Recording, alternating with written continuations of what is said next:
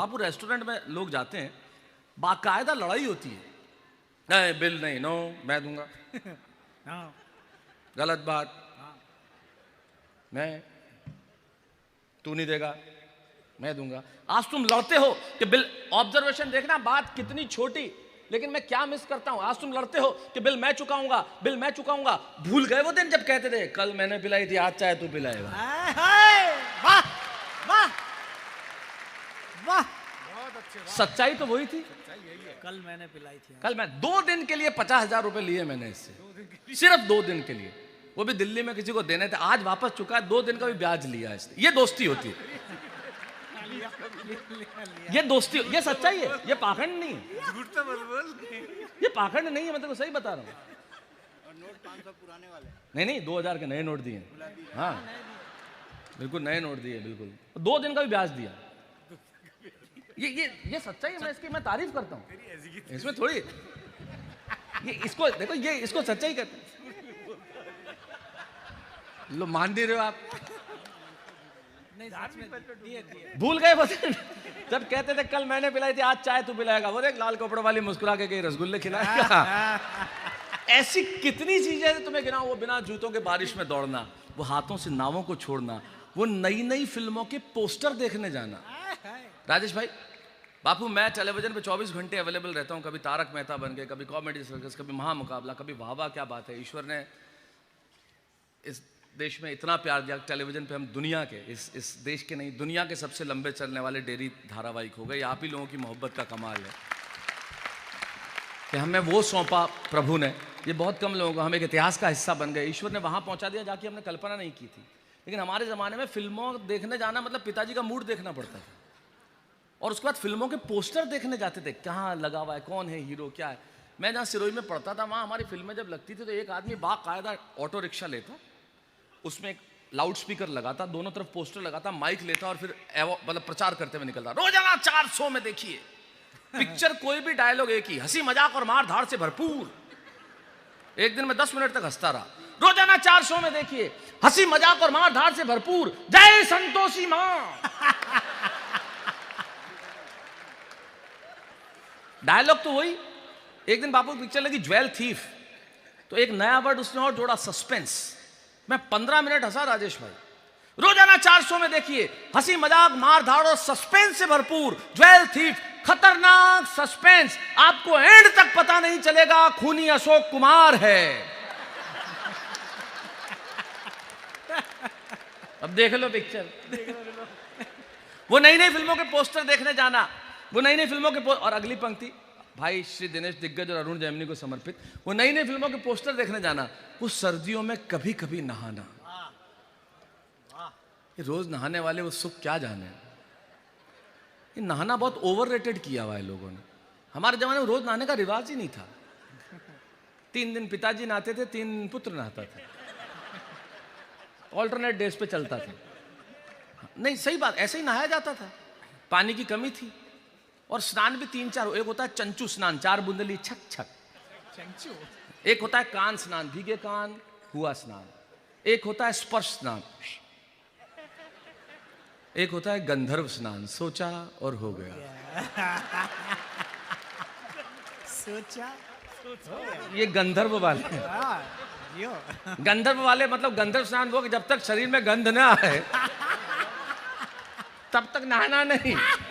वो नई नई फिल्मों के पोस्टर देखने जाना, वो सर्दियों में कभी कभी नहाना, वो बस में खिड़की वाली सीट के लिए लड़ना, वो किताब के अंदर दूसरी किताब रखकर पढ़ना।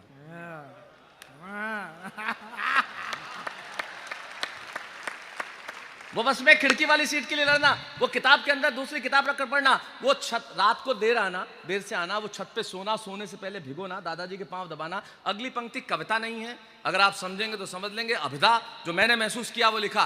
वो छत पे सोना, सोने से पहले भिगोना, वो वीसीआर किराए पर लाना।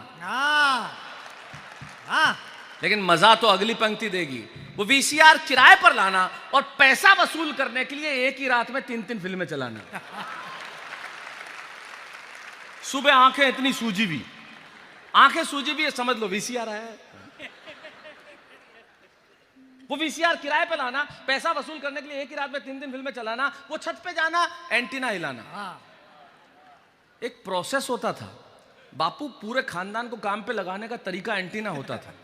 3 भाई हो तो तीनों काम पे लगते थे, एक छत पे, एक सीढ़ियों में, एक टीवी के पास। सत्य है। तीनों काम पे लगे। हिला हिला हिला, थोड़ा यूं कर, थोड़ा यूं कर, आया क्या, आया क्या, नहीं नहीं, आ गया, रुक रुक।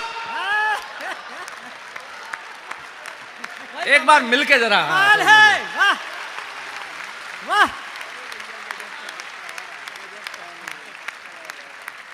वो वीसीआर किराए पे लाना, वो छत पे जाना, एंटीना हिलाना, वो छत पे जाना, एंटीना हिलाना। आज तो वीसीडीज आ गई, सीडीज आ गई, पेन ड्राइव आ गई। वो ऑडियो कैसेट लाना, उसे भरवाना, गाना नंबर 1, गाना नंबर 2, प्रोसेस होता था। ये सोनी की कैसेट अच्छी है, नहीं टोनी की अच्छी है, लड़ाई झगड़ा होता था। और कभी टूट जाए ना, उलझ जाए ना, तो बॉल पेन फंसा के उसे फिर से सुलझाना। वाह वाह वाह वाह। और कभी टूट जाए तो खोल के चिपकाना, पूरा प्रोसेस। ये पंखा धीरे कर उड़ रही है। और चिपकने में कभी ऑब्जर्वेशन देखना, जैमिनी साहब, विष्णु जी, अगर चिपकने कभी उल्टी भी चिपक जाए ना, तो उसका भी मजा उठाना। कैसा अक्सर उल्टी चिपक जाती थी अपने को, और उल्टी में भी मजा देती थी, मजा लेते। जिंदगी की न टूटे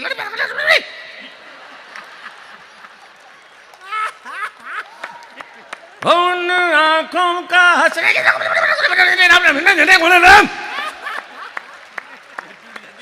है भाई, कमाल है, कमाल है, वाह वाह वाह वाह।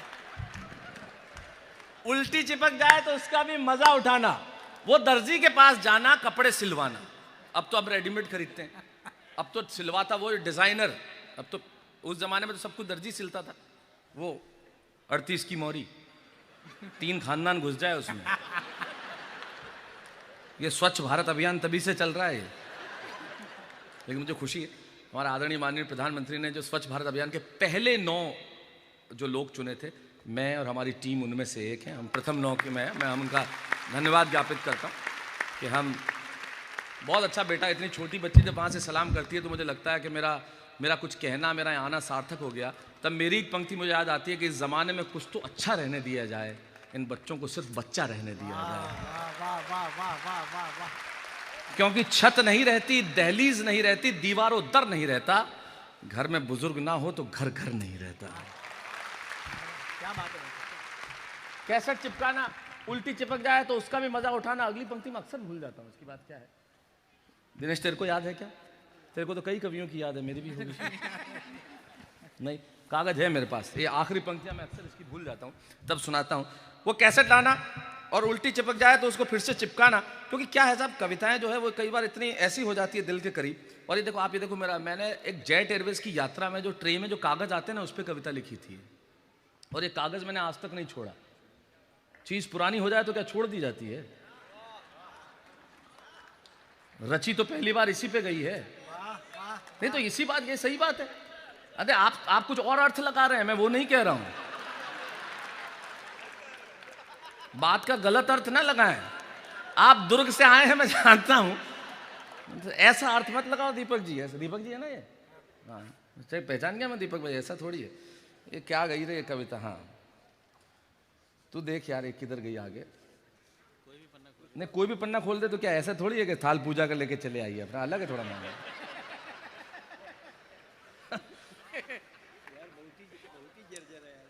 हाँ, जर्जर तो जर्जर रहनी चाहिए, ये संस्कृति है, ये संस्कृति है। हम ही थामे हुए इन गिरती हुई दीवारों को। यकीन मानिए, ये जर्जर इसलिए, मैंने कहा ना, कागज की खुशबू मुझे बहुत अच्छी लगती है। जिस कागज पे लिखा वही साथ रखता हूँ। मैं फोटो सेट करा कर रख सकता हूँ, लेकिन क्या फायदा साहब, यही है। मैं इन्हें अपने माँ बाप मानता हूँ।